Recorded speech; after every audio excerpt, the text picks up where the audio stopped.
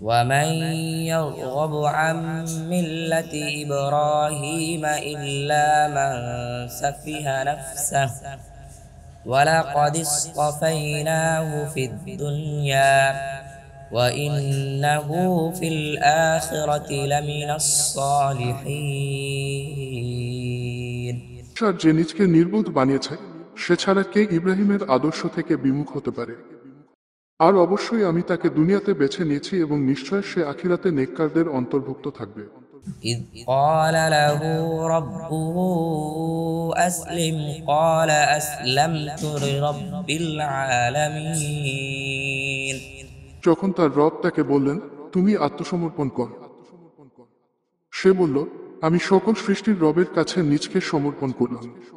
ووصى بها إبراهيم بنيه ويعقوب يا بني إن الله اصطفى لكم الدين فلا تموتن إلا وأنتم مسلمون আর এরই উপদেশ দিয়েছে ইব্রাহিম তার সন্তানদেরকে এবং ইয়াকুবও যে, হে আমার সন্তানেরা, নিশ্চয় আল্লাহ তোমাদের জন্য এই দিনকে চয়ন করেছেন, সুতরাং তোমরা মুসলিম হওয়া ছাড়া মারা যেও না। أم كنتم شهداء إذ حضر يعقوب الموت إذ قال لبنيه ما تعبدون من بعدي قالوا نعبد إلهك وإله